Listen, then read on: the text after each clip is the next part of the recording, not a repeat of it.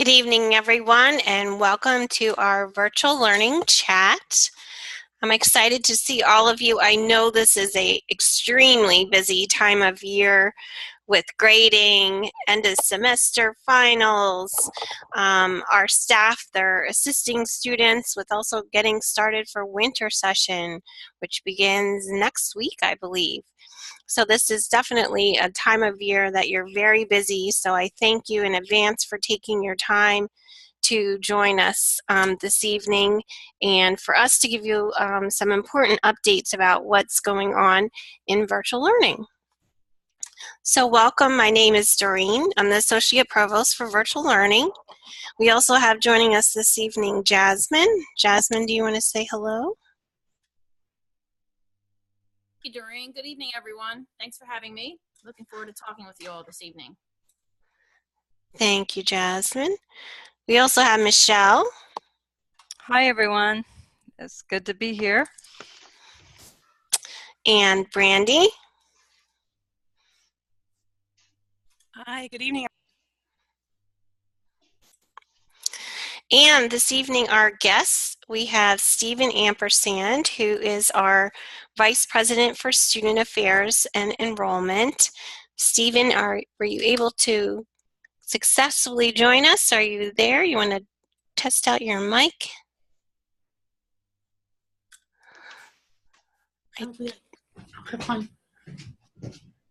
I don't see him at the moment, but I'm sure he will join us shortly. But Amber, I know Amber's here. Amber, do you want to introduce yourself, please? Hi, I'm here. Can you hear me? Yes, we can. Thanks, Amber.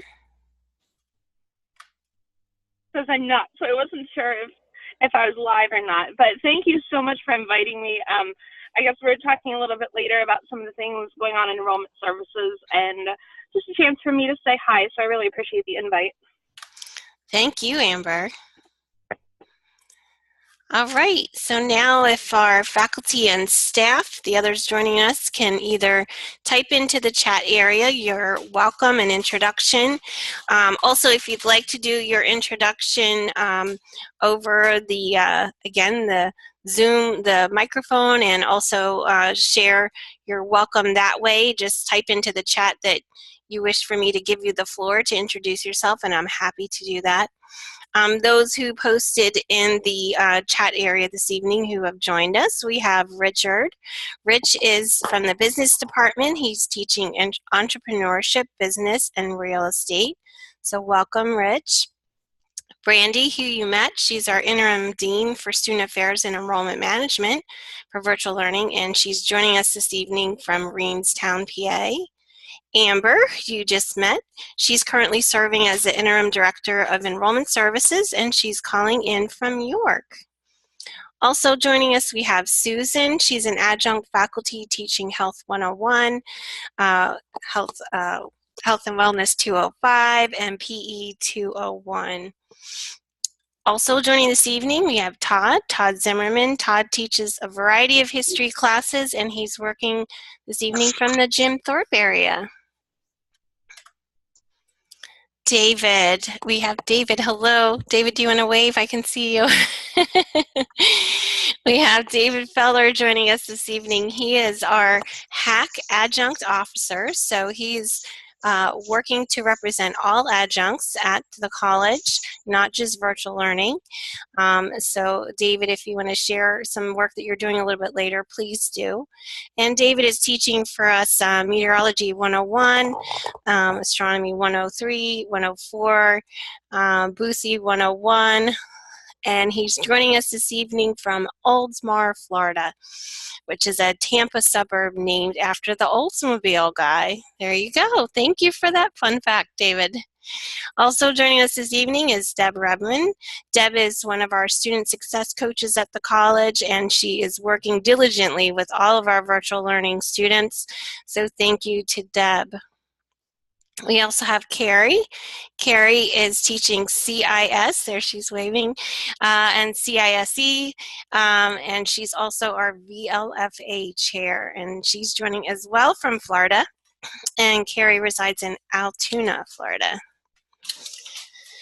Also, we have Sandra. Sandra Croft is one of our faculty for faculty wellness and health promotion.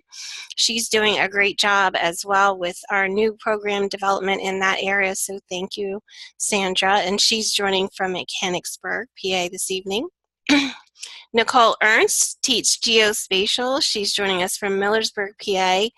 Nicole just hosted a great GIS summit this fall semester, and she does a lot. She kind of understates all that she does here when she just says, oh, I just teach geospatial. But Nicole also is very involved at the college in a lot of leadership roles, and she's also, again, doing work with other peers in her field, and she had a great GIS summit with a lot of high school students and others that came to the college at the Midtown campus this fall semester. So thank you, Nicole. That was a great event. Also joining this evening is George Lehman. He teaches CPS and joining us this evening from the Lancaster campus. Oh, and Dave is asking, is there an award for the most distant participant? I could work on that for the next time, David. That's a good, fun, creative idea. I like that. Also joining us this evening, we have Matt Vieser. Matt teaches communications. He's full-time at Harrisburg and virtual, and he's coming to us this evening from York, PA. Welcome, Matt. Also joining, we have Kazim. Kazim teaches as part of our Building Construction Technology program, and he's joining us this evening from Central PA.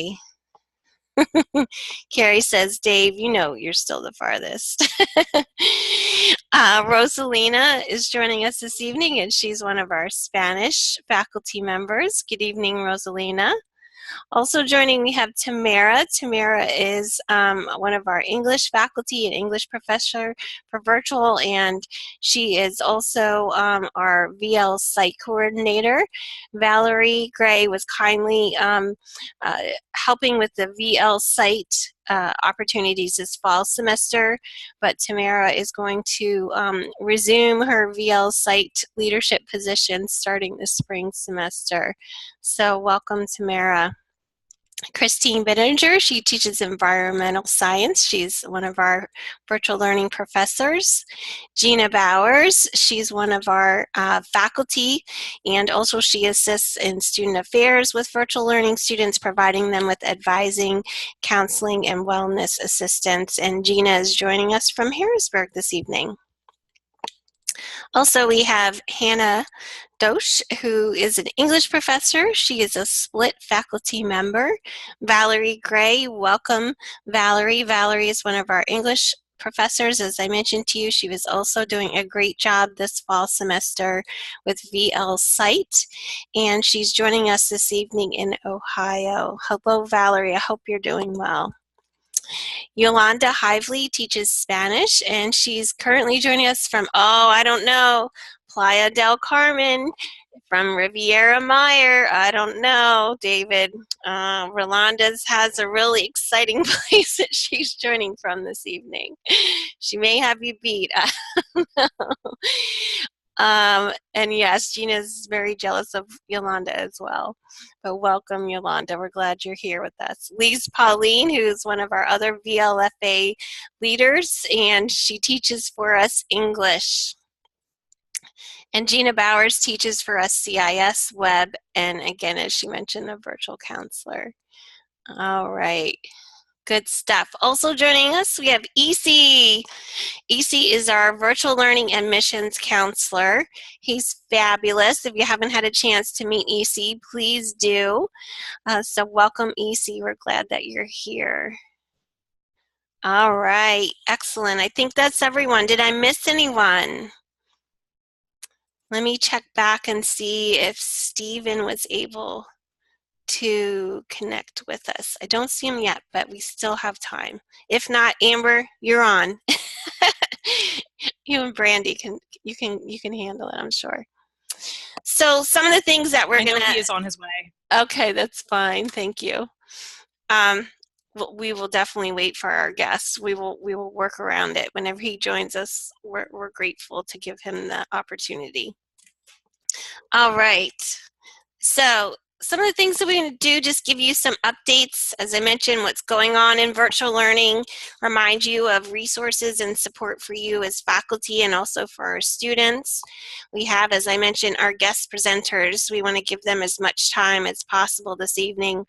Stephen's going to share with you some exciting information about the information they received from Noel Levitz, which was a consultant group, that they're kind of the experts in the field for recruitment and also retention. And he's going to share with you the information that they received from Noel Levitz and some of the next steps that Student Affairs is diligently working on to, again, enhance our onboarding of our students at the institution. And also for Amber. Amber, as she mentioned, is new in her position, but she has great ideas. She understands the virtual learning student perspective. She herself, is taking her classes online through virtual for her master's degree. So she has a very good perspective to help us in her role improve what we're doing to make it as user-friendly as possible for our online students. And then just again, some reminders of what's coming up next, and we will go from there. All right, let's get going. Okay, so here is my outline, and I'm hoping at VL Campus Day, I'm going to have some more kind of dig deep information to share with you guys about the master plan. So kind of the structure that I'm using is listed on the left-hand side of the screen. I just wanted to quickly reinforce that, again, the feedback that I received from our virtual learning faculty and staff. So your input on the SWOT results, again, I shared with everyone the kind of the top 10 priorities that came out of the SWOT survey data. And then I said to you as faculty and staff, okay, for this list of 10 priorities, what do you think are the top 5 that we need to focus on in the short term? So in the next year to 2 years. So resoundingly, the group indicated that their choices were around focusing on community needs, more offerings, increasing availability, and increasing more of 100% online programs and availability. So I think that really, talks to us about knowing who our students are, serving our community, which is definitely our, our mission, and making sure that we're being robust in the offerings that we're providing. And students resoundingly said the same. They said, we want more online classes. We want more programs. And EC and Brandy can share with you when they're out at the open houses, they're hearing that directly from students. They're hearing from students, how many classes of my program can I take online before I need to come in for any of the seated work? So students are looking for that flexibility in their schedule, giving their life commitments, and all their, again, trying to balance life, work, home, community, and their education. Also, you mentioned that priorities are student success and retention. So they're with you, quality and design, OER/reduced textbook costs, and faculty and staff development. So with that, the initial structure of the plan will be obviously an executive summary. I'm going to do just a brief overview of virtual learning, kind of where are we now, kind of where, a little bit of where have we grown over the past few years. I am going to reflect on the information that was in the 2016-2017 Virtual Learning Master Plan, talk about what is accomplished, and then look at if there's any areas that we feel were still unaddressed and to reevaluate if we need to include them in our goals moving forward. So looking at all the SWOT results, what you said you thought were priorities, looking at where we should be going in the future, I tried to kind of lump them into some themes and some general areas. So I think we're going to kind of stack our goals and our priorities around the 3 that are listed here. So focusing on student success and retention, also focusing our efforts and our goals and our resources around academic excellence and innovation. So continuing the innovative nature of the virtual learning faculty, continuing to grow the innovativeness of our programs, but while maintaining, again, that quality and integrity. also looking at expanding, as you mentioned, community partnerships and going beyond that and doing some global connections. There's a lot I'd like to share with you in the future about virtual learning institutions and how they're partnering with, again, colleges and universities across the globe and doing some really innovative and exciting work around teaching and learning and curriculum. And I think that, again, the faculty here at HAC are definitely that type of innovative leaders. So I'd like to eventually kind of look to what does that look like in the future. And then we'll kind of get to the nitty-gritty with our goals and our plan. So as I've always said, this isn't Doreen's plan. It needs to be our collective plan. I'm going to do my best to kind of get the pieces in place and then have an opportunity for you to look down at it, make some recommendations, and help us to refine it so that we're all kind of going in the same direction. And I know there's a lot on the screen here, so I'm not going to address all of these areas, but I'm doing a call for contributors. So if you're interested or passionate about a particular section, like David, you're passionate about faculty and adjuncts and how can we do a better job in virtual learning for supporting our faculty, engaging our faculty, I'm going to list contributors. So anyone who wishes to submit a paragraph, 2 paragraphs, whatever you'd like to submit towards this plan, we're going to, again, collectively, and I will, again, acknowledge everyone who contributes to it.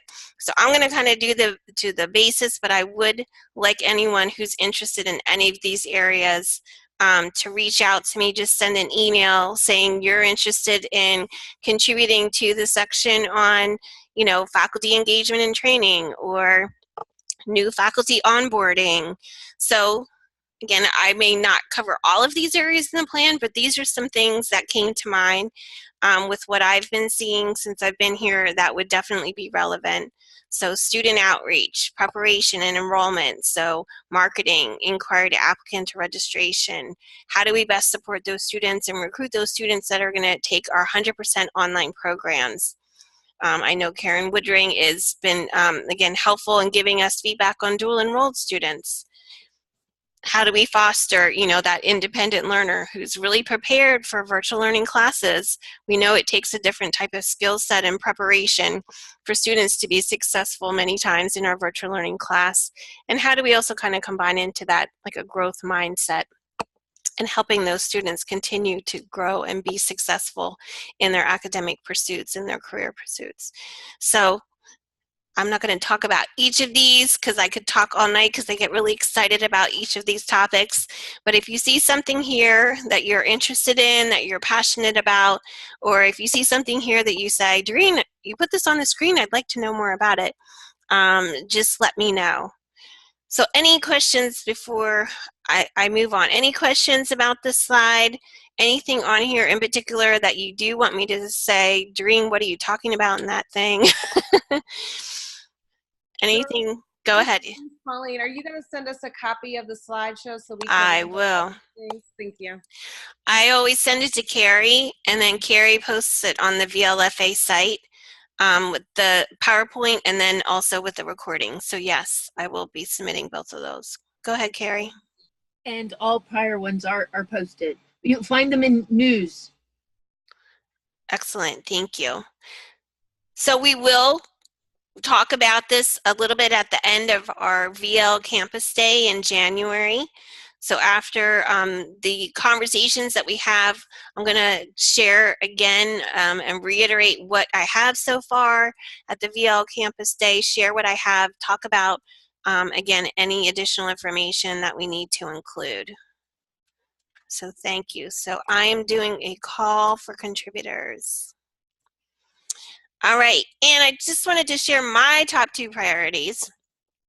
So I started at the college in March. I can't believe it, like in a blink, I'm gonna be here a year already. It seems like it's going way too fast, but I'm enjoying every moment of it. This student success and retention is definitely a priority for me. So some of the things that we've been focusing on, we're doing an online proctored testing RFP process right now. We do have virtual learning faculty on that committee, and the proposals will be coming back on December 18th. And we're scheduled when we get back after the break to review those proposals and then have demos of the top 2 to 3 and identify the best online proctoring tool for us as an institution and the best costs. Also, I'm excited to share, if you attended the last faculty chat, Liney Carter did share that we received a very nice support, a lot of money for a foundation request that I collaborated on with Workforce Development around a new program, English Language Learners Fast Track Program, and my part was embedding digital literacy into that curriculum. So preparing those learners with the digital literacy skills, you know, for, again, just basic computer skills, also preparing them for not, you know, being nervous when they have to take their GED online. So not only are they nervous about taking a test, but then they're nervous about taking the test online through the computer, preparing them for that, preparing them for the technology skills that they need for their intended career choice or their career path. And then we're going to do some fun things and just show them how to use technology to just make their life a little bit more manageable and a little bit easier. Also, as you know, we've been talking a lot about reducing textbooks costs for students, enhancing OER as much as possible. I will say I saw that Amy Withrow was sharing on Twitter that she has made her English course completely OER, so I applaud all the faculty who are equally committed to that. I know when Julia Grace presented at the Board of Trustees just a week or so ago, she really reduced the costs and really looked at what textbooks were out there and found the best resource at the best price for the students in her class. So I applaud faculty that are doing that. Thank you for keeping in mind the cost that it goes for students in their education, but then also maintaining the quality. So thank you for that. And also focused on inclusion, navigation, accessibility of our courses, gateway courses, dual enrolled students, and then most importantly, trying to promote virtual learning faculty, staff, and students as much as I can to share the great things that our faculty are doing, sharing the great things that our students are doing, our staff are doing, their dedication, and all that we do in virtual learning. So the more that we share and inform and educate others about all the work that's happening in virtual learning, it really creates an awareness about what we do and what we're, again, investing our time and energy into on a daily basis. So trying to share more of that. Scholarships, we had a great conversation with Liney's team and Emily on, we revamped the scholarships for virtual learning students. We'll share more information on that later. And I've been asked to write an op-ed in the spring semester on faculty embracing technology and grants. So those are things coming, but please continue to share with me what you're doing. Please continue to share with me the, again, great things that you're doing. I know, and I'm always sharing the great things that I hear about, so please don't be modest. Please share with me as much as possible. And I see, David, you have a question. Which online proctor services are being considered? Great question. So as you know, we're currently utilizing ProctorU, and all I got the information from our procurement officer, Michael, all he said was that there were 6 different companies that showed interest that they were going to submit something, but we haven't received those proposals yet because they're due on December 18th. But when I find out that information, I'm happy to share that. But there's six different services that have at least said to the college, we're going to be putting in something. It's just they haven't put it in yet because they're waiting to the last minute, I guess, on the 18th of December. So thank you. All right, next, Brandy. Hi, thank you, Doreen. Hi, everyone. Good evening.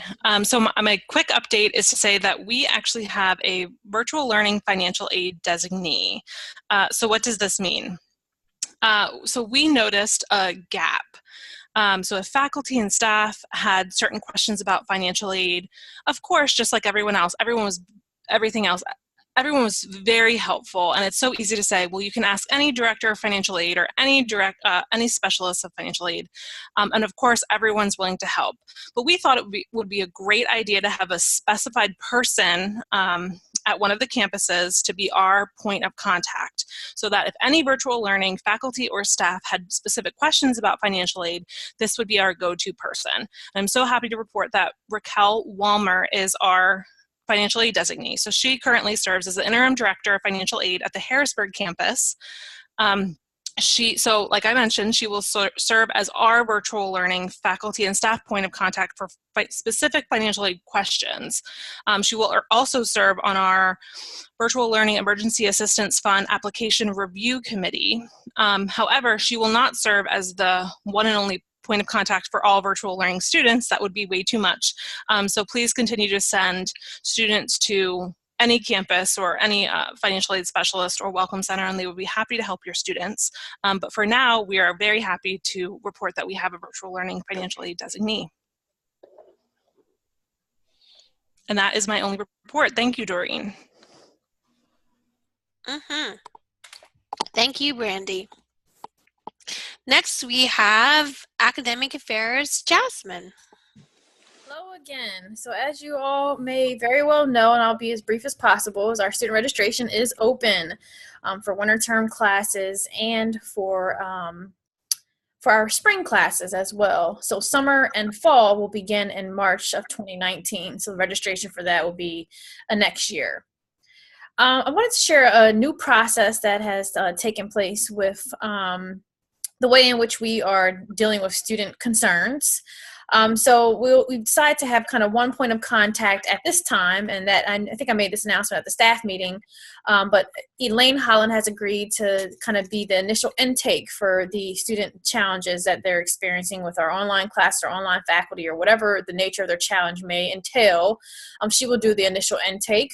We're going to track this in a different way than we've done before. Before we kind of just utilized a form, and now we'll have it online so that we can track it in a kind of a different way, and again have some data behind that information as well. We always kind of had data, but it's just in a different way. So the process in terms of the intake has changed, but the information that we're collecting, we're still continuing to collect.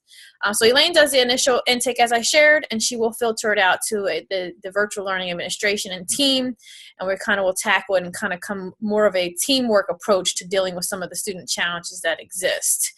So I will still be assisting with the any academic related Maxient cases, and Brandy will still be assisting with the Maxient, of course, anything related to student affairs. So that hasn't changed, but just in terms of student challenges in online classes, that has. Another new process, it doesn't look like it made the slide, but kind of sort of related to student registration, so I probably should have bumped that up one, but is the waitlist process. So that has changed. I know Amber might be able to speak to this a little later on, but there's been some modifications to the SG, which is 601 credit enrollment withdrawal attendance refunds as a handbook item, SG. So if you want to read those updates, you can certainly read them within that document. There's a wealth of information there as it relates to withdrawal, the process for the withdrawal, and attendance, of course. But specifically for the wait list, what has changed is the wait list is being expanded. So we're going to be, as deans, we're going to be able to look at that in terms of scheduling perspective, but it'll allow students to kind of continue to sign up for a waitlist if a class is full. And again, it helps us make decisions in terms of whether we need to add more classes. Once the waitlist period begins for the first day of classes, or for the first day of registration, the waitlist will turn off 2 days prior to classes beginning. So the waitlist will be turned on at the start of registration, and it'll be turned off 2 days prior. So that is a change. Previously, it was 2 weeks prior to classes beginning. Now it'll just be 2 days. So for our winter term courses, December 14th, which will be Friday, the waitlist will be turned off at that point in time.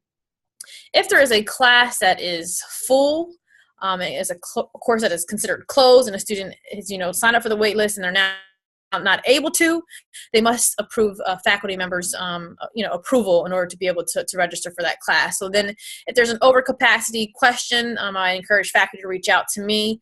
to make sure that we're not going too far over the course cap, because we have to be very mindful of that. But sometimes students, if they don't get an opportunity to get in the course, they will reach out to you for an electronic signature. So it'll be like a capacity override type of a situation that a faculty member may be willing to grant a student, depending on the situation with the student or whatever rationale they provide. Jasmine, can I ask you a quick question about that? Yeah, sure, please. Pauline, for the wait list, is there any way that we as faculty can see who's on the wait list, so that, let's say, Jasmine's number 1 on the wait list in my class, so when it closes, if I'm willing to let a student or 2 come in, it lets me know who the first and second person was? I know it's an Argos report that I have access to. I don't know how many people have access to that. I can certainly look into it. For now, if you want to send those questions to us, you certainly can. But the waitlist operates where if someone is on the list at the top, then they'll be notified. So it's kind of the system, it's an automated system. So hopefully it helps to alleviate, any pressure from students making contact where they're notified. They have 24 hours to register for the course. If they don't do it within that time frame, it kicks the next student on the wait list. So that's how it functions. But in terms of knowing, you're right, in case the student has a question about it, they can always contact us, and maybe Amber might be able to speak to this a little better than I can about maybe where students can call in. Maybe they might call the Welcome Center. I don't know if Welcome Center has access to that information, if we prefer to direct students there, but that's a great question. So maybe she has responded to that. Let me look at the chat. Thank you. We were looking at a way to get that info. Okay, thanks, Amber. But for now, we can internally do that. I don't know, again, if Welcome Centers have the capability to do that, but you can reach out to Joanne or myself. We'll be able to view that information. Thank you. Oh, yeah, no problem. So similarly, after the registration period ends and, classes are getting ready to get started, or in the middle there before classes are getting started, a student reaches out, we can do an electronic approval, or faculty can do that. Once classes begin, we're asking faculty members to respond to students within a day, which is different from what our normal response time in, which is 48 hours.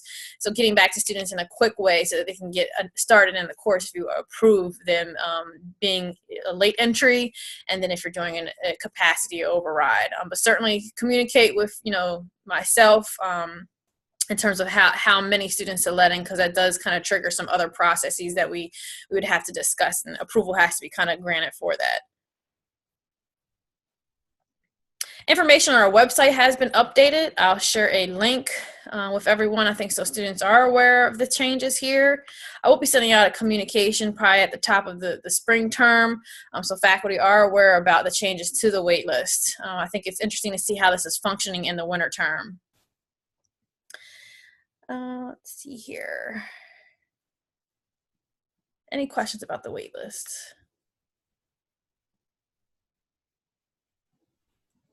Jasmine, Todd has a question. Yep, I'm just reading that. I think faculty have agreed to, again, the question in case now, well, I think everyone can see it. Why can't students automatically just be added? After classes begin, it really is up to a faculty member if they wish to allow that student. So if they're coming at the end of the week and there's so much work that has already taken place, maybe perhaps they won't have enough time to catch up. It's really a faculty member's decision, and as driven by faculty, that they approve students whether or not they can continue in the course. So that, from my understanding, unless someone can maybe share something different, but has always been the case. Thanks, Todd. Just some background to that, Jasmine. A long time ago, students were counselors could add students into your classes kind of without you knowing, and faculty pushed back on it. So now they must get permission from the faculty member. Like I said, that was a long time ago, and it has since changed. But right, no, you're absolutely right. Thank you.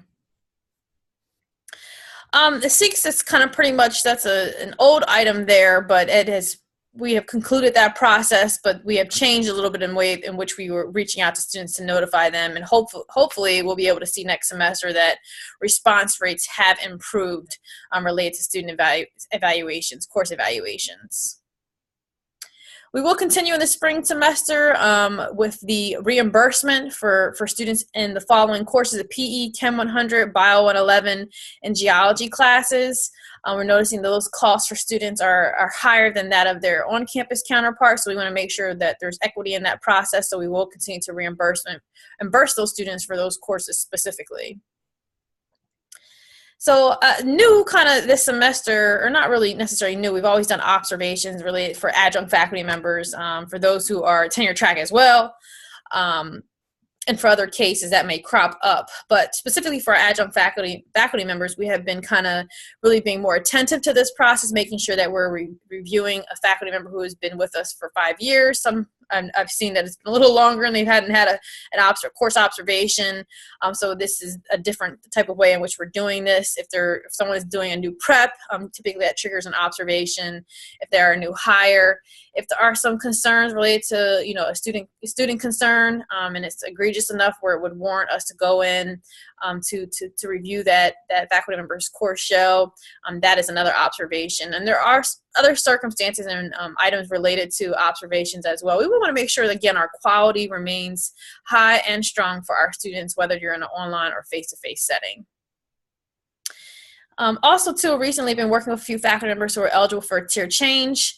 I have reached out to them this semester, and within that process, we look for sort of a brief self-assessment related to professional development, related to what they're doing in their course and how they're looking at the student evaluations and maybe incorporating feedback.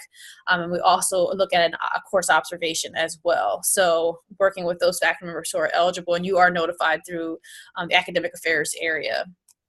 Final grades are going to be due coming soon. That'll be they're open, and of course now and through the 18th, and they're due by noon. So just always a good reminder for faculty here at the end of the term. The faculty evaluation process, which usually kicks off for our full-time in particular, and those who may have a split with virtual learning, usually around the June timeframe is when they're due. So I know faculty will be working on them. Some new information is coming out to help to support faculty through that process, particularly as it relates maybe to a self-assessment, getting feedback from that, giving more guidance, I guess, in terms of what we're, those who will be evaluating, department chairs and deans, what we will be expecting to see in those self-assessments, and all the pieces related to the evaluation process. So there's going to be more support in that area since there have been some changes to that process.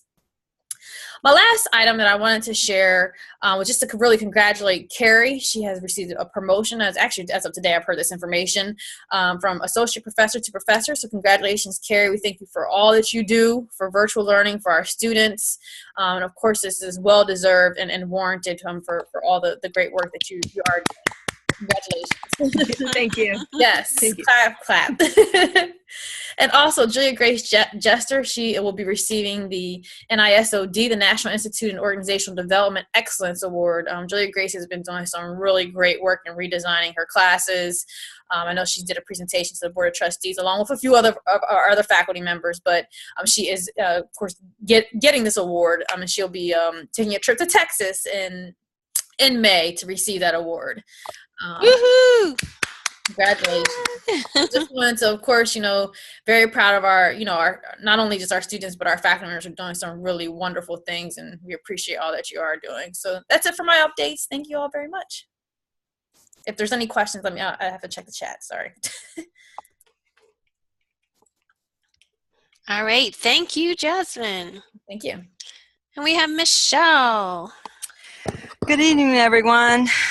So this is Virtual Learning Workforce Development, and as you know, Virtual Learning has partnered with Workforce Development to put their classes online, and so hang on a second, I need to, okay. So as of December 10th, which is this week, we have 20 unique online workforce development courses open for registration.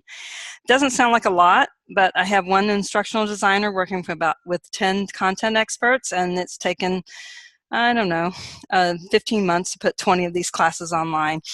So I'm excited. The goal was 10, so we have doubled our goal. Yeah, I'm excited. So it doesn't seem like a lot, but it's a big coup. So courses in development, December through February, Office 365, Conversational Spanish, and the Emergency Vehicle Operations Safety. So you can see the variety of the type of courses that we're putting online. Coming in the future, they want to put the medical cannabis, I can't even say it, cannabis program online.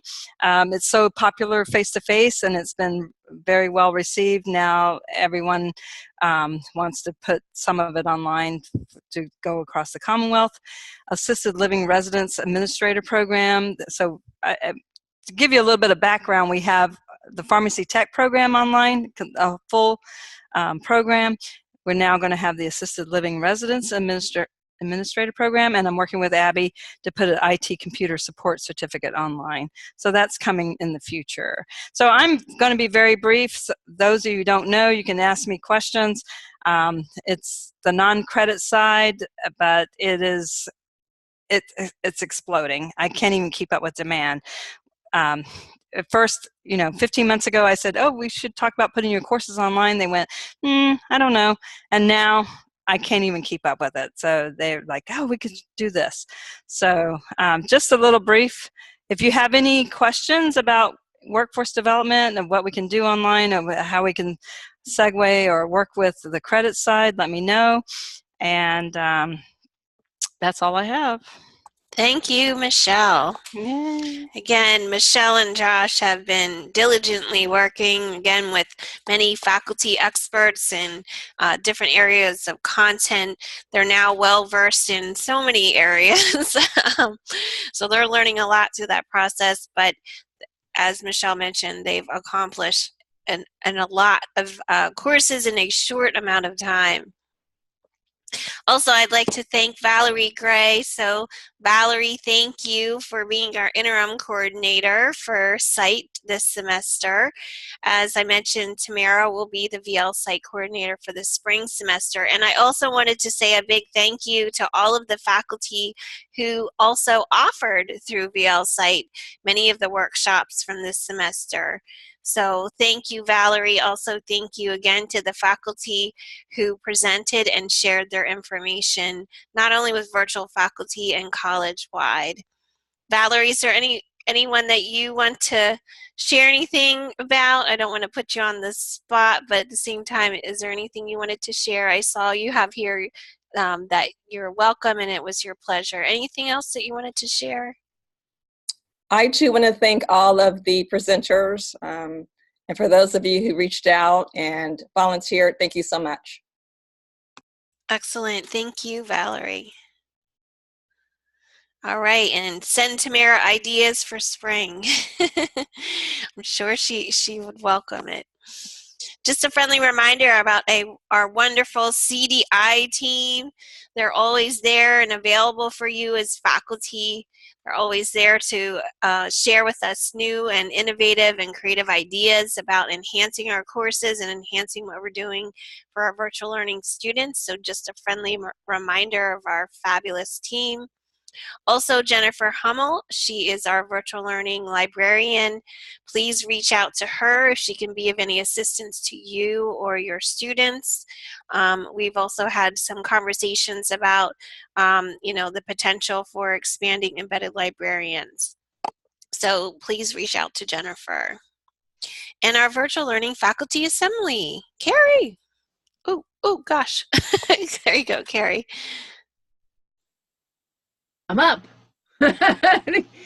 So I just wanted to let you know that everything that you just saw in terms of professional development, the CDI workshops, they are populated also in the calendar that we have on the VLFA Commons.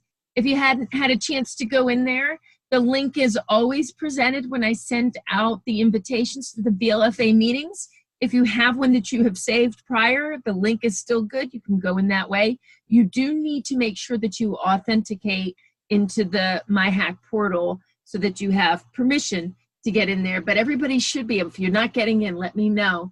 But on the home page, there's a calendar, and in that calendar, there are CDI events, there are site events, and there are also virtual learning events tucked in there as well. I've got 3 different calendars populating that space.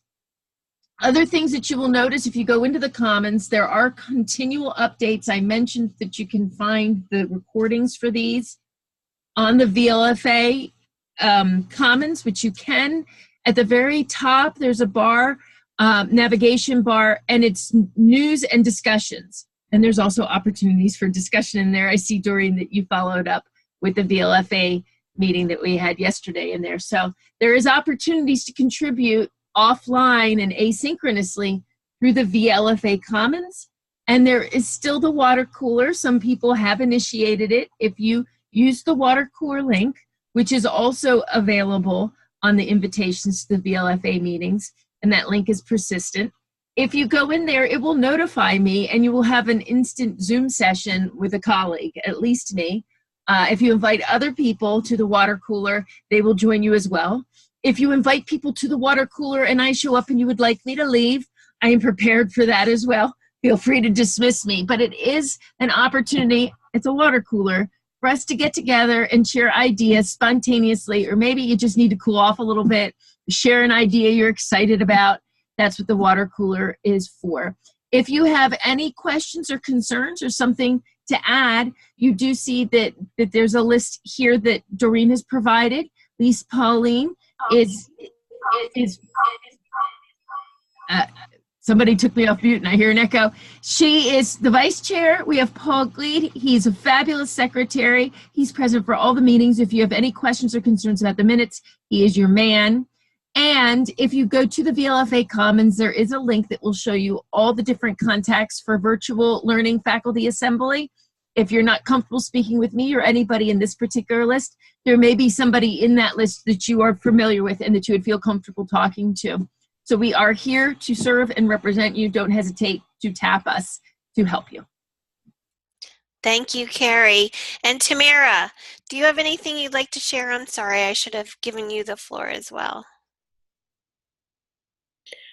Thank you, Doreen. No, I had talked in the VLFA meeting earlier this week that the sessions are coming together for the spring schedule. If anybody has any topic that they would like to share, or especially if there's just something that you would like information on, something that's not working in your courses, maybe you're struggling with a concept that you've tried and it's not working out as well as you would like, you feel free to just share the topic idea with me, and I will talk with some other faculty and find a way to bring it to life. So any ideas are welcome, and I look forward to a spring semester of a lot of really great sessions. Thank you. Excellent. Thank you, Tamara. And now our guest, Stephen. Can you try your mic, Stephen? Testing. Can you hear me?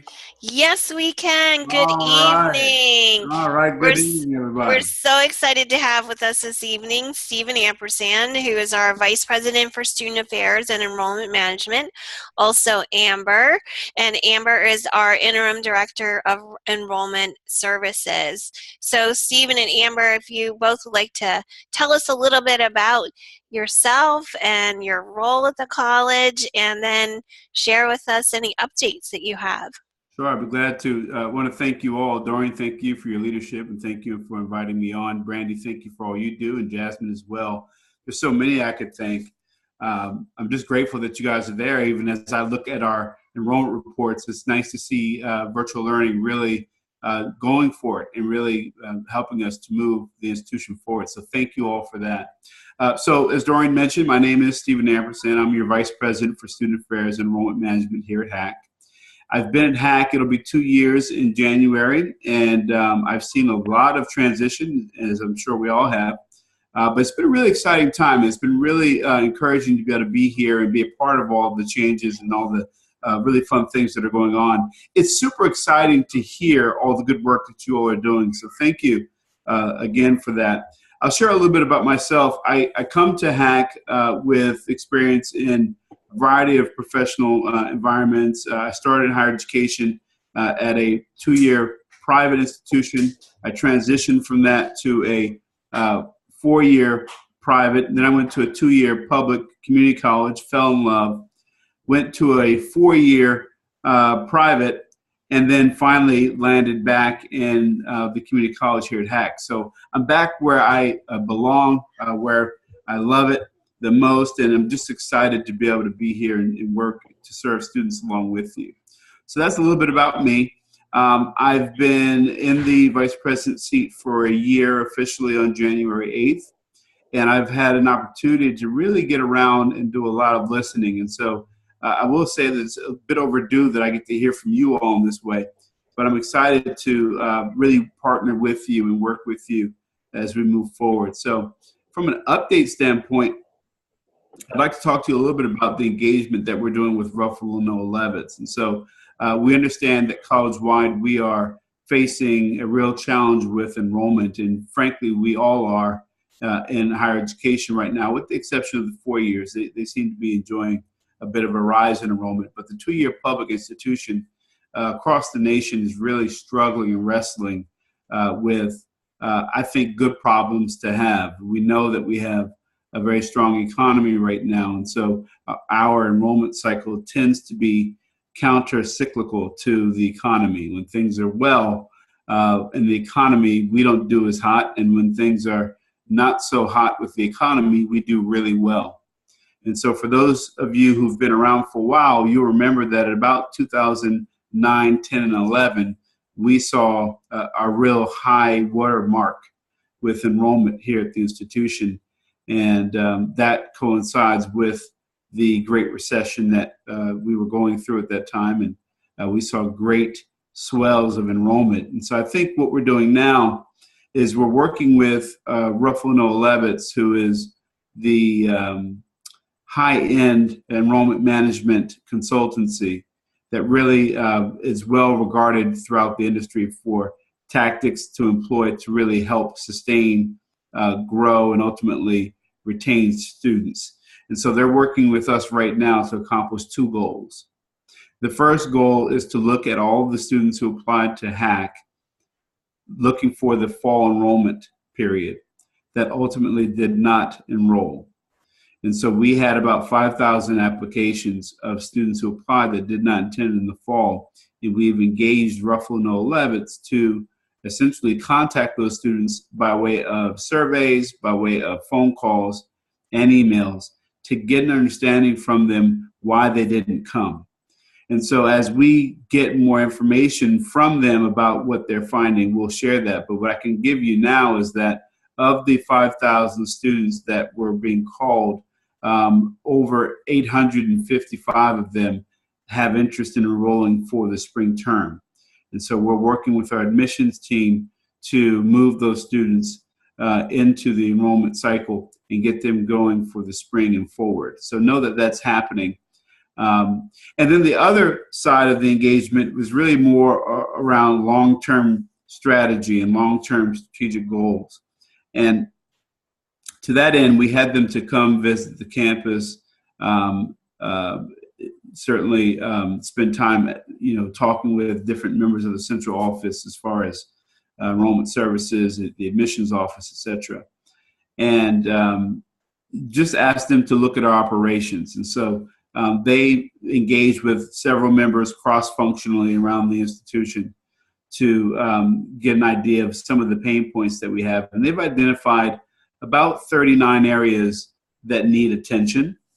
And so to that end, and I see the question here, could you type the name of the enrollment management? It's Ruffalo No. 11s. And I'm going to ask one of my virtual friends to type that in for me, because I'm afraid I might lose the video if I don't. So we engaged several cross-functional members to find out how we onboard students, what we do to get them into classes, and what measures we have in place now. And we got some really good findings, about 39 items that we can take and move action on to ultimately help increase our enrollment, but also retain our students, which we recognize is really our largest issue at the college. We have historically done well with bringing students into the institution. And to give you an example, last year on the credit side alone, we enrolled about 27,000 students. But we ultimately we landed with audit at a little over 18,000 students out of those 27. So again, our issue is not so much bringing students in, as how we keep them in, and what the students experience that either encourages them to stay or invites them to find success elsewhere. And so I'll be working with the Student Affairs Leadership Team in the new year and beyond to help identify some of the pain points that our students are facing and figure out creative solutions for them to make the process to enroll with us easier, to make the process to get advising easier, and ultimately to help them to persist with us. And so that's a little bit about what's going on at the larger level. I'll answer any questions you have at this time.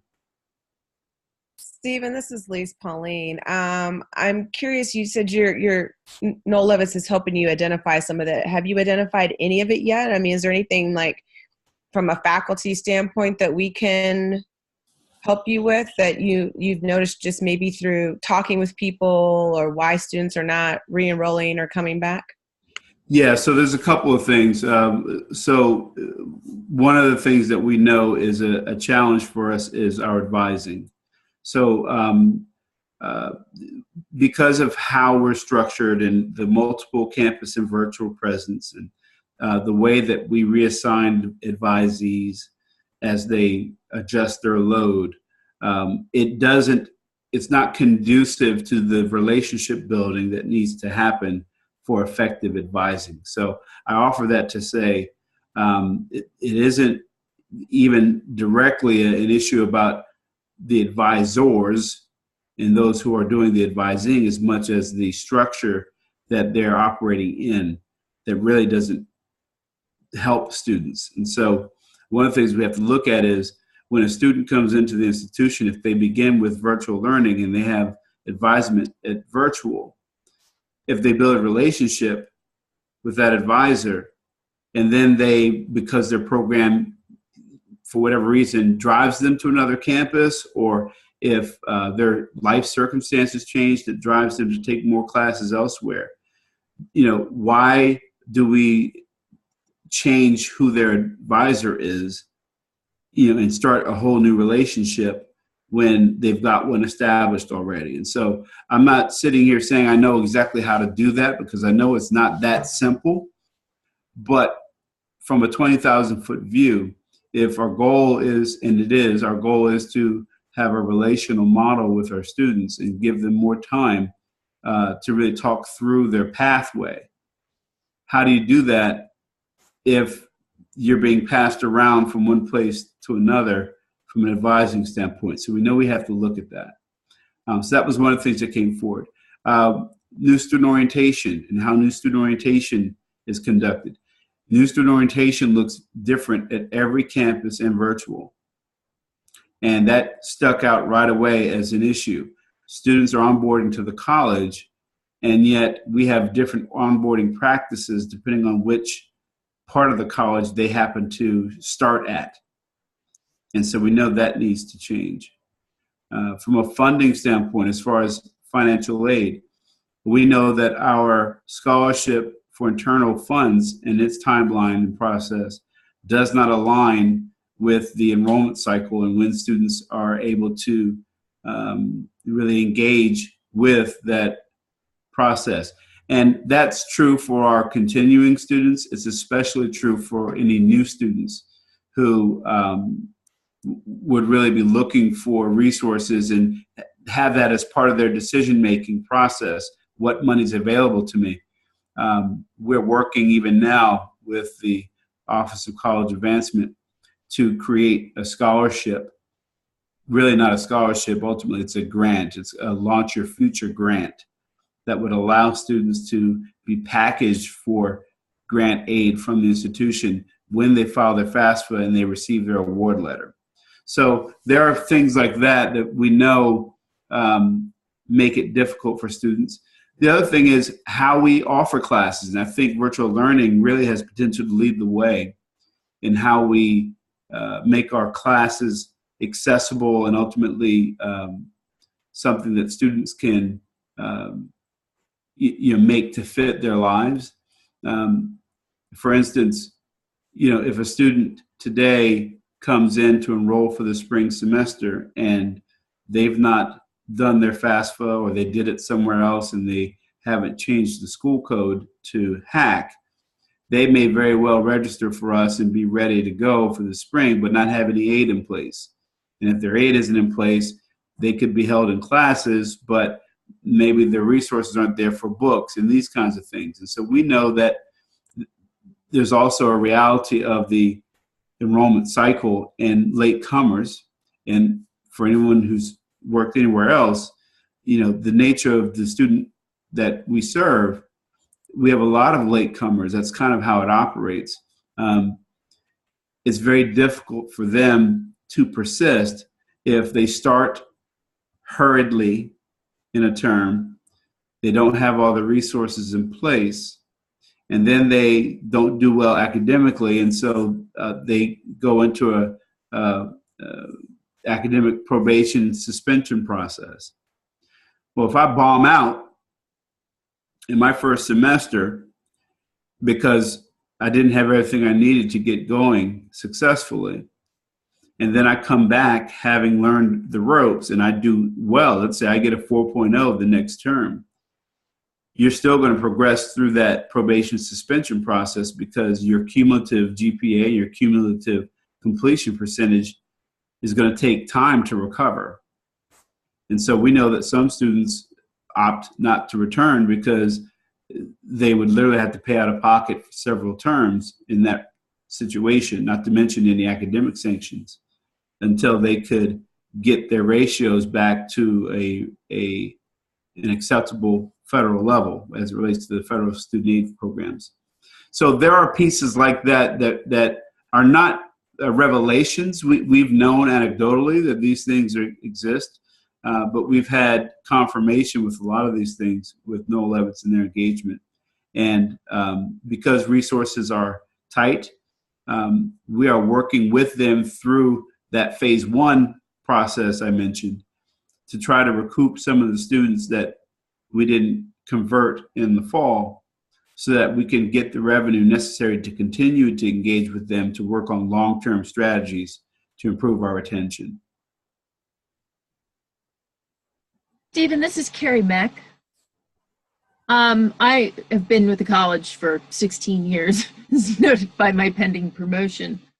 And I have watched us alter how we advise. I've also seen the financial aid implications and the impact that has had on student enrollment. And it is, I mean, when students can't afford to go to school, or when they can't get money, or when they're dropped and then have to re-enroll because of the way the system's working, that's enough to make people want to turn and walk away. But from the advising standpoint, it used to be that advising was in the hands of faculty. It was an academic affairs function.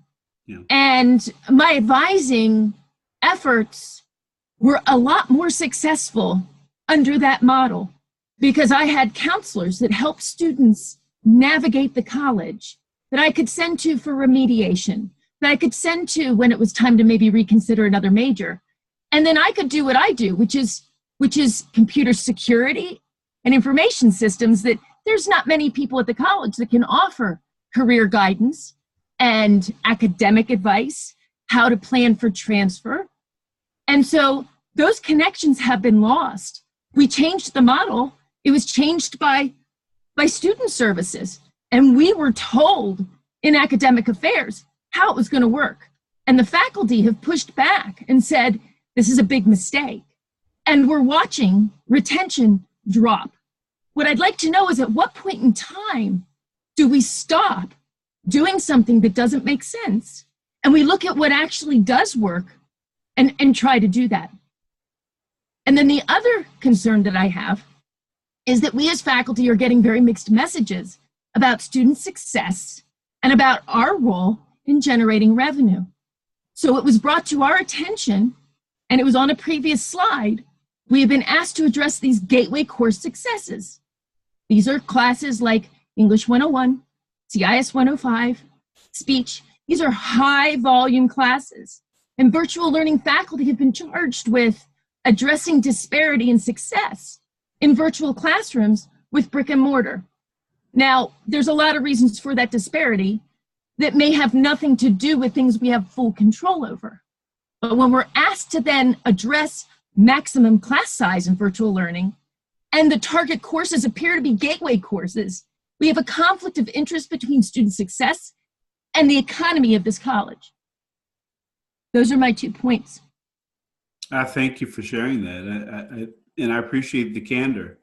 Yeah, I have to say, so this is my 5th institution, and for what it's worth, there's no perfect institution. So I'm not going to pretend that HACC is perfect, because we're not. But I will say that I've seen some things here at HACC that I've not seen anywhere else, and for what it's worth, how do you unravel it? I had a conversation with a colleague earlier today, and I spoke very frankly, and I said, good, bad, or indifferent, we've inherited a legacy in student affairs. We have, and my predecessor was in place for 7 years, and I'm not sure who was here before that, but decisions were made once upon a time, and so we do have to look right now at what's going to work for us today. I'm wide open to that. I know that our Dean of Student Academic Success is assessing our advising circumstances college-wide, and we're looking to be creative in how we resolve some of these things. Our faculty are critical. As I hear students, and I speak to students a lot, and I ask them what's going well and what's needs improvement. I hear advising a lot as one of the things that needs improvement. But one of the things that I hear very positive feedback on is faculty. Our students love our faculty, and they talk about how faculty are engaged. And, I think we need to capitalize on that, even when it comes down to communicating important messages to students. Where I sort of have a bit of pause is, as I think about this, I meet regularly with the provost, and I posit ideas, and she posits ideas, and we bounce them around. I don't know how widespread the acceptance would be if I went to faculty and said, we'd like you to take over all academic advising.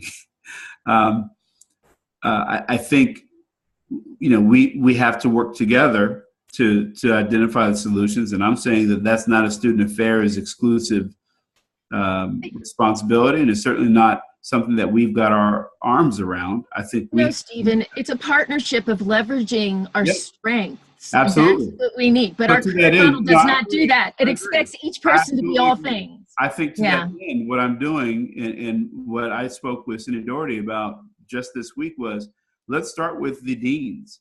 Let's get together with the academic affairs deans and the student affairs deans, and let's talk together about how we solve some of these problems. That's not revolutionary to me, but to my knowledge, there's not been a meeting of that kind ever that I'm aware of. Certainly not since I've been at the college. So we're going to do that. In January, we're going to come together with the academic affairs deans and with the student affairs deans, and we're going to talk about the things that matter, which we all agree are our students and how to best serve them. And, my commitment is we're going to engage together. We're going to partner together. You may have noticed, and not just you, but, I've been very deliberate with not making any sweeping changes and, unplugging things as I've come in, because frankly, we got a lot of stuff going college-wide, and we've had lots of change. I think you would all agree. We've had lots of change in a short period of time over the last 6 to 7 years. And I don't want to just change something because we need to change something. I want to do what works for our students. And that means we need to talk to the people that are facing our students. And that means faculty, that means our frontline student affairs people, that means our public safety team. We need to engage people to find out what's really going to help our students be successful. And so I'm committed to that. Thank you, Stephen. Carrie, do you want to share with Stephen just a little bit again about, the success that you had again in working with students and again kind of what that brought to the table and the impact that it had, if you don't mind sharing with him quickly. What I would really like to do, which I started to look, I was listening, but I was also kind of searching my hard drive, is I sent Tim Barshinger a flow chart that showed him what I did that used to work real well. And he told me that way back when, it was my relational model that kind of drove this change. But what it turned into is nothing like what I do or what I used to do. And I sent him a flow model. And the way it worked is that, and it worked this way great. I had Gina, are you with us? Gina Bowers Miller is a counselor that happens to also be in CIS, my space. And she functioned as a counselor within our disciplines. She's also teaching in our discipline. She's at our department meetings. She's at our discipline meetings. She knows curriculum. She knows what's going on with the curriculum, but she knows the college. She knows remediation. She can keep up, hopefully, with the math changes that are constantly going on. And she doesn't have to keep up with all of our stuff because she knows who we are and what we specialize in. And so the way it worked, and for me, at the Lancaster campus, even though Gina was in Harrisburg, so there was still the support piece that wasn't even physically local with me, but the local counselors in Lancaster, they served as a great foundation. This was a first point of contact, help get you tested, help you figure out where you are in the grand scheme of entering the college picture, and identifying if you might be a high-risk student or need extra support. That's theirs. I'm not good at that. They're good at that. And then they could come to me at any time, even if they weren't already a student. Send them to me. Let me talk to them about computers, about industry, about choices, about different programs. I'm not a specialist in all the computer programs. So if they were interested in something that's technically not my specialty, might have done it in industry, can talk a little bit about it professionally, but if you want to really know how to navigate best in that space, I know those faculty too, and I can put you in touch with them. And so there might have been some changing of hands if a student changed major, but they still could go to that counselor. That counselor was still there to help them navigate. And then we got these success coaches in, and they were supposed to help. That was another add-on. And then I worked with Wendy in Lancaster to help develop that model about how that could support success coaching, both school-wise and also preparing for industry and career. That's what that gap was supposed to fill. And so there was this great partnership between counselors and coaches and advisors that are specialists in what they teach, faculty advisors. And it worked great. I also was able to advise a lot more students because I had college-ready students that I could channel all of my advising efforts towards and bring them together like a community. I could do that then. But now I'm spending so much time trying to figure out how to get people ready for my program. And there's students that need to learn how to transfer that are with someone who knows nothing about the program. And if we're losing them, I'm not surprised. I don't even know my advisees like I used to. Yeah, that was a division counselor model, Carrie, and Rob just, he pretty much broke that apart. But yeah, it did. We had a really good system. Enrollments were increasing. See, the other thing is faculty, at least for a time in our space, our enrollments were gradually growing. I have spreadsheets that show it, but faculty were actively involved in recruitment efforts. Some of us were showing up regularly to every recruitment thing we possibly could to represent, because you can't, I'm going to tell you right now, if you get someone who doesn't know computers trying to sell a computer program to a geek, good luck. They've lost respect as soon as you open your mouth if you cannot relate or talk in their language.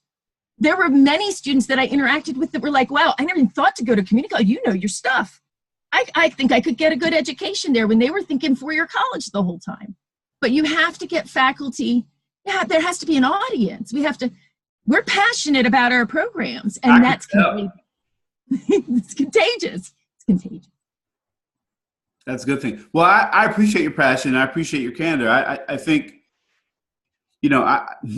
so I can only start with where we are, meaning I don't want to cast any aspersions on where we've come from. I know that we've, again, had lots of changes. I think we just have to be very deliberate going forward, that we don't just change things for the sake of changing it. And if what we did previously worked, then we don't need to reinvent the wheel. I think I think we have been sort of reactionary, and again, the environment is different. I mean, we're in a different time in this country, for one thing, and even from a demographic standpoint. We know that there are fewer and fewer students coming out of high school. We know that the majority of our students are adult learners, and one of the things that we identified through this R&L engagement is that we do almost no targeting of the adult learner. Our adult learners and non-traditional learners typically find us in spite of us. So there's a lot of work that we can do around that. And yeah, I think to the extent that we can encourage faculty involvement, I mean, as I talk to the director of admissions, I know that we would love to have more faculty, as many as we can have, to come to our experience days. And I know that we've had great engagement there. I know we've had faculty come to open houses and talk about their programs there. We want to make sure that these events are drawing the crowds and the people to justify that additional support. But I'm all for it. I'm all for it. And, Cindy and I work very closely together to try to do just that. But it is going to take some time. It took us some time to sort of get where we are, and it's going to take us some time to get where we need to be as well. So I appreciate all 16 years, and I'm sure that there's varying levels. So I'm grateful to everybody and all the efforts that you're making, and we'll continue to partner and work together to serve our students. And thank you, Stephen and Carrie. Stephen, Nicole Ernst was just sharing as well.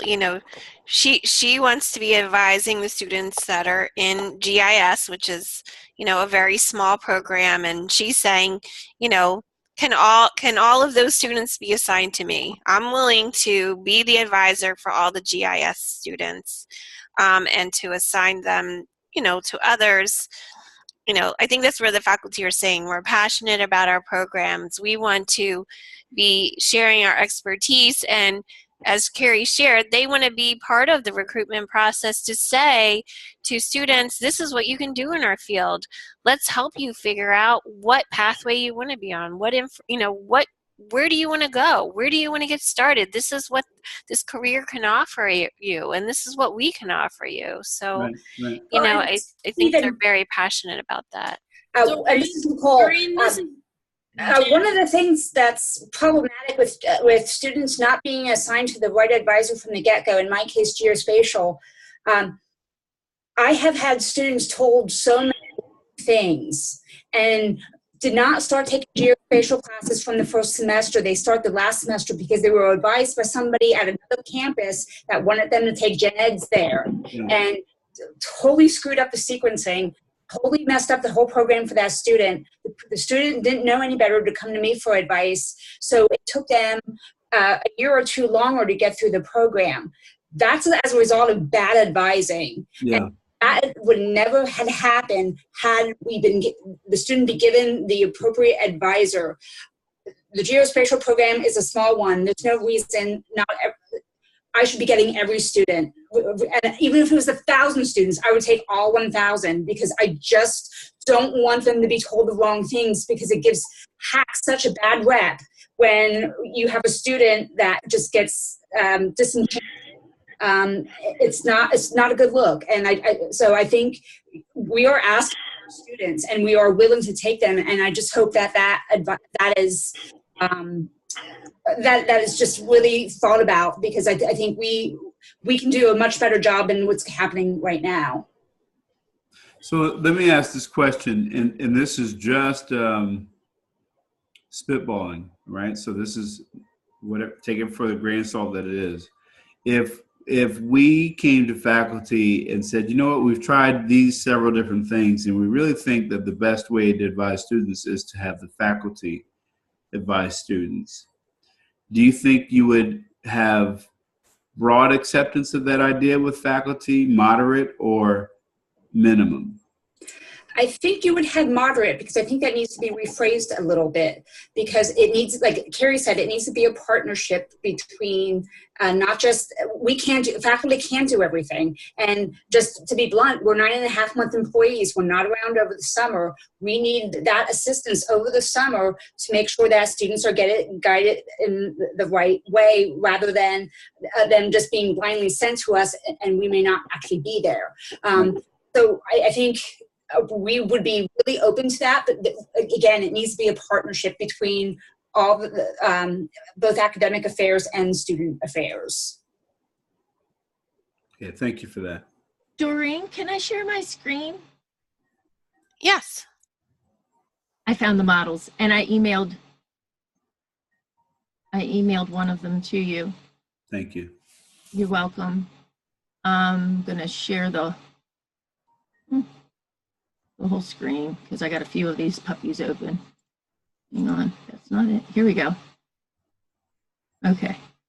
So this is a high-level data flow that I put together. I gave this, it doesn't matter. I think you're right. We don't need to look back. We need to either move forward or go back to something that might have worked. What I'm trying to say is I've been here long enough. I believe we know what works. I think we need to go back to when we were successful and find examples of success and follow those. What I have here is an example of success. It worked very well for me for a very long time. I'm not saying this is going to work for everyone across the board, not in a position to say that. And one of the problems that we have is this broad stroke, everything has to go this way. And what flexibility that we can tolerate, we really should build in, because it allows us to be creative and solve problems. Having said that, you see the high level, we have the student, these are entities. We have the student, we have the counselors, they're there. We have advisors, that's faculty, and career coaches. This is what we used to have. And drill down, this is what I sent you. You drill down, see if I can make this bigger for sharing purposes. You'll see where the student, the counselors, the faculty, and the success coaches, where they all are in relation to each other with the flow of the student. So if you follow the green arrows, you go from 1 to 2 to 3, and wherever these are, we can break these processes down. Something happens with recruitment, and then what happens? Hopefully they enroll. Enrollment. There's processes in enrollment. There's processes in program advice, in all of these spaces that need to be drilled down. If you want to find out what works, these are the spaces where there might be opportunity. But the relationships, this worked. And what you can see here, this is a scope where faculty play. And then there's this spot over here where this other stuff happens that we cannot do effectively.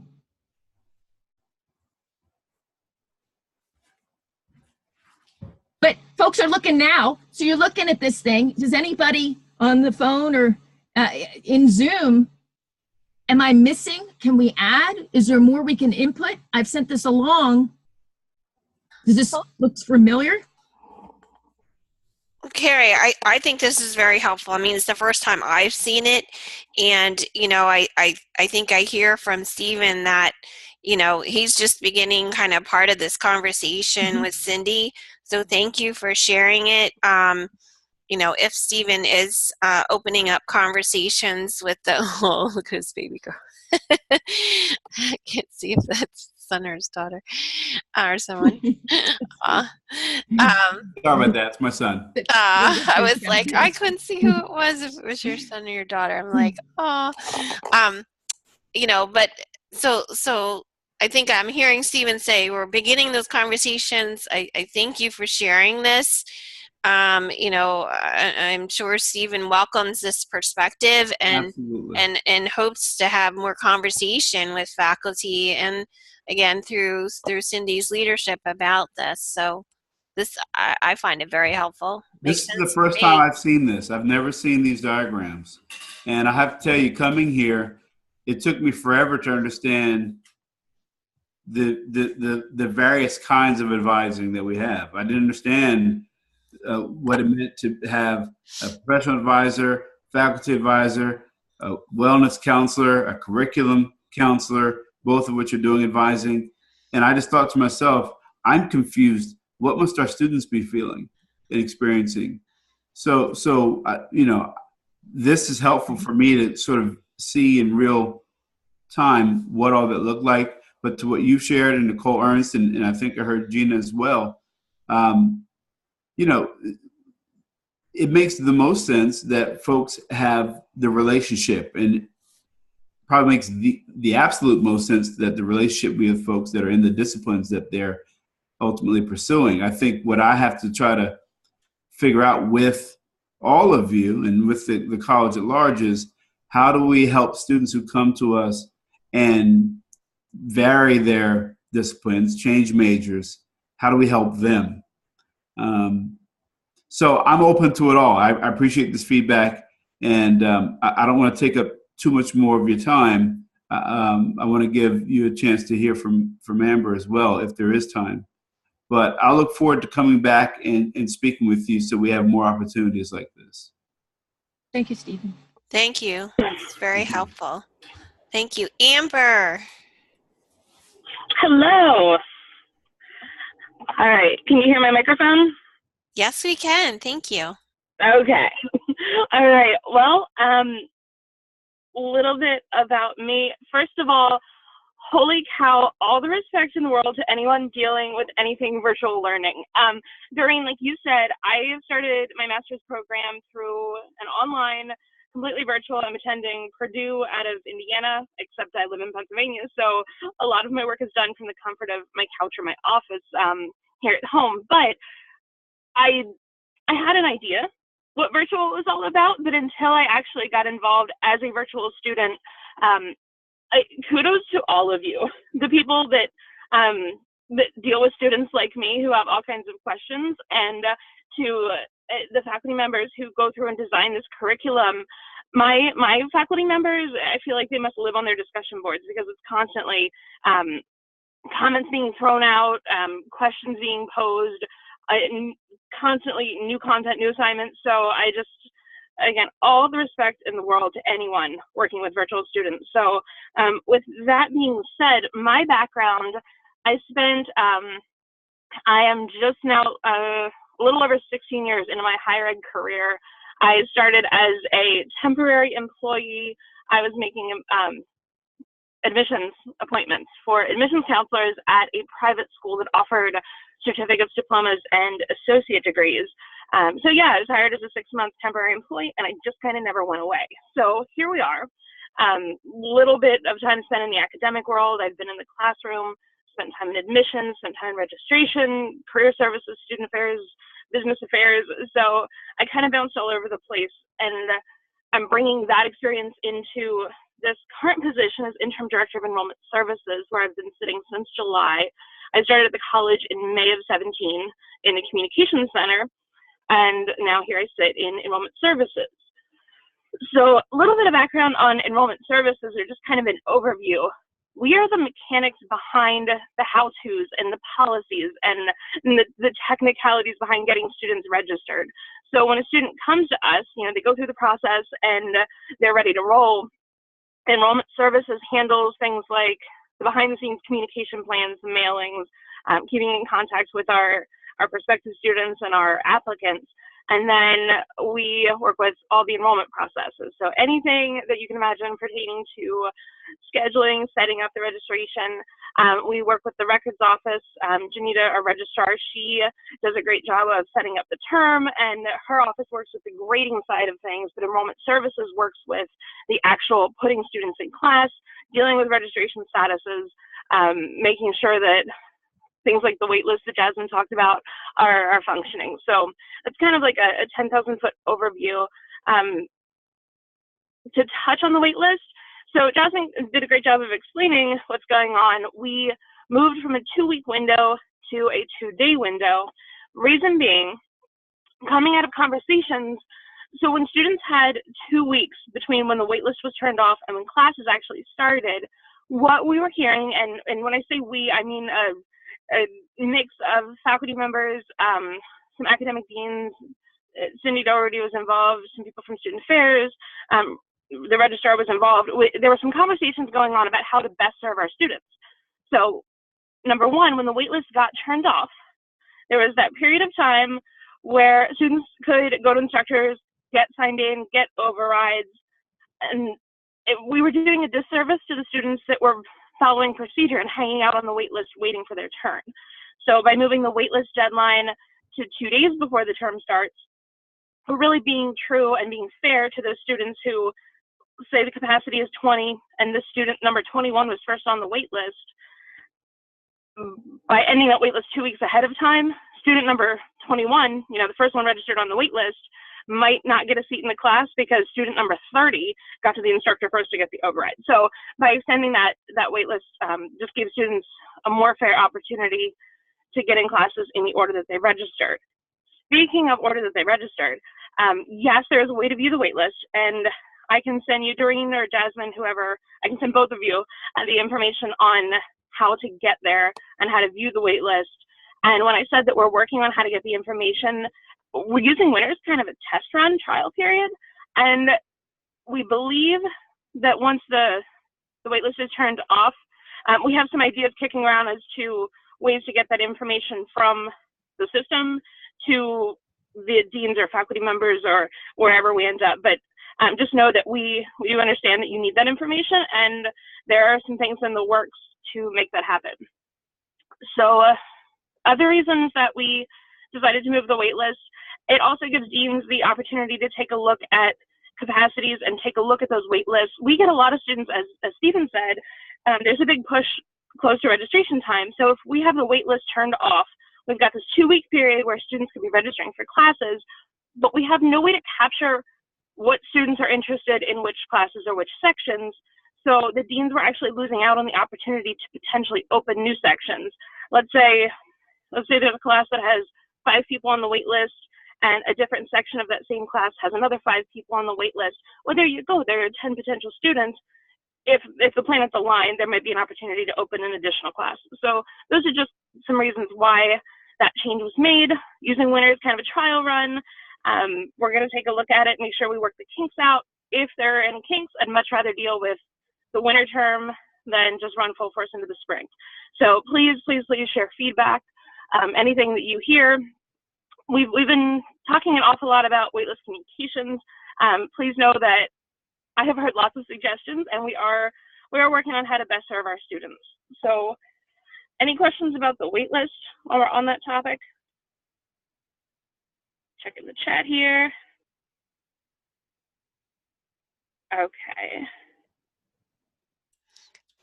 Excellent. Well, thank you both, Stephen and Amber. Thank you both for sharing and talking with us about the great work that you're doing in student affairs. Also, thank you for the opportunity for the faculty to share with you their thoughts and their experience and from their perspective as well. So thank you so much, Stephen. We greatly appreciate it. And I always applaud again. Stephen is always open to listening to, again, ideas and perspectives. And again, Stephen, I do admire you for that. And you always, again, kind of stand back and look at that information. So thank you. And thank you, Carrie, and the rest of the faculty who shared your points of view. So I'm so optimistic about Stephen's leadership and many of the new members of his student affairs team. So thank you, Stephen, for all that you do and your support of virtual learning. My great pleasure. And the only thing I would say to everyone is, first, thanks again for the invitation. I'm glad to be able to spend some time with you. But also, bear with us. We've got some things we know we need to adjust and fix in student affairs, and so we're working on those things. it's going to take a partnership. And so I'm really encouraged and excited to hear that faculty want to be more involved. And now I know, so I'm going to make sure that you are. Great, thanks, Stephen. All right. Thank you Glad so to finally much. meet you. Likewise. Thanks. Thank you. All right, guys. Thank you for the robust conversation. And I'm going to just click through the slides again. I'll share this with Carrie. You can look at it later. My last plug is please register for VL Campus Day, Monday, January 7th, 2019. I shared with everyone this afternoon the full agenda for the VL Campus Day. It is all Zoom accessible. So please Zoom in and participate in our discipline-focused conversations. Please participate and share your perspectives like you did this evening with what we're doing in virtual learning. We can't do it without you. It does take us collectively talking about what we need to focus on and collectively moving forward on that. So register, join us at Campus Day. Any final thoughts from anyone else here that would like to share before we go? All right. Carrie, any final comments? Have a great break, everybody. Yes, yes. You will be. I'm See planning you next year. Exactly. I am planning on doing a voice shot, so everyone's going to hear my lovely voice potentially on their recording at some point in the next 2 weeks, because I'm really going to reach out to our faculty. One, I want to say to all the faculty, thank you. And to our staff for what they do. Have a great holiday, and also to remind everyone to join us in the new year at our VL Campus Day.